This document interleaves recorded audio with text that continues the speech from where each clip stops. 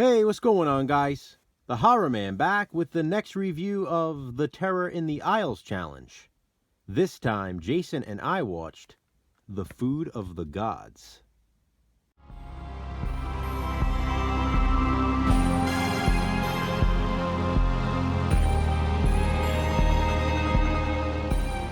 You know about the food the Skinners have up there? The Food of the Gods is a 1976 horror film, and it's featured in Terror in the Isles. This is a rare one to find on disc now, and if you do find it, it's going to be very expensive. I have here the original Vestron VHS release. Rewatching this one again was a big surprise. Pun intended. I hadn't seen it since I was young, and I remembered it being so much sillier than it actually is. This movie is vicious. Morgan is a football player who decides to take a few days before the big game on Sunday to relax. He and two of his football friends head out to an island off the coast of Canada. They plan to do some hunting and take in the scenery. But when they get there, one of Morgan's friends is attacked by a giant wasp. And by giant, I mean almost the same size as him. Along with the giant wasps, the island is also home to giant worms, giant chickens, and giant rats. A local farmer and his wife found what they believed to be oil. It's a white substance, though, that looks more like the stuff. Mixing it with chicken feed, they used it to nourish their chickens. It turns out the substance is really the food of the gods. Any animal that eats it grows to many times its original size. After the death of his friend, Morgan returns home, only to return back to the island to investigate further. At this point, the giant animals, especially the rats, have begun to take over. They chow down on the farmer, leaving his wife a widow, unbeknownst to her. After hearing about the food of the gods, a businessman is on his way to the farm. The adorable Pamela Franklin plays Lorna, a woman who works for him. She tags along, telling him off the entire way. Because Jack, her boss, doesn't care about anyone but himself. His plan is to obtain some of the food of the gods, to make a fortune off of it.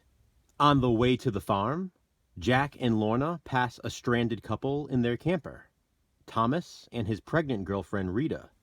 Jack had refused to stop to help them, anxious to retrieve his treasure. This is what initiated Lorna's denouncement of his character. Soon enough, all of the characters end up at the farm anyway, including Morgan and his friend who survived the first trip to the island. Morgan, the protagonist, is, of course, the hero of the bunch. Jack is the humanized villain. He constantly opposes Morgan's ideas, and vice versa. Meanwhile, Lorna finds herself attracted to Thomas, and even tells him she'd like to sleep with him. It's Pamela Franklin, buddy. What are you waiting for? The farmer's wife still doesn't know her husband is dead. Thomas questions which of the two alpha males he should follow. And Rita struggles on the brink of giving birth. All the while, the giant rats surround the farmhouse. It becomes a fight for survival between man and mutated nature in The Food of the Gods. I can't believe how much fun this movie really is. It truly had the potential to be so silly. Somehow, though, it manages to take itself seriously, and works. The giant animals, especially the rats, as I mentioned earlier, are vicious. They don't just kill their victims, they tear them apart with their teeth. It's brutal and bloody and gory. So much so that it's surprising that The Food of the Gods was only rated PG. Meanwhile, Dracula, which we just reviewed recently, was rated R, and it's far tamer than this. Meanwhile, Lorna finds herself attracted to Morgan, and even tells him she wants to make love to him. Morgan is a cool protagonist. He's the sort of heroic character you can get behind. Pamela Franklin as Lorna is as beautiful as always.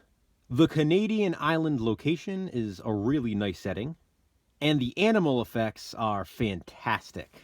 As a matter of fact, I think they still hold up, even better than some modern CGI, in my opinion.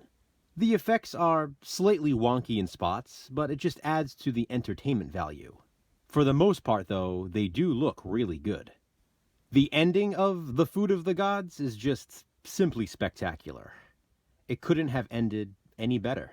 This movie was an absolute blast, and I cannot recommend it enough. Leave room for leftovers, because my relatable recommendation is Food of the Gods Part 2.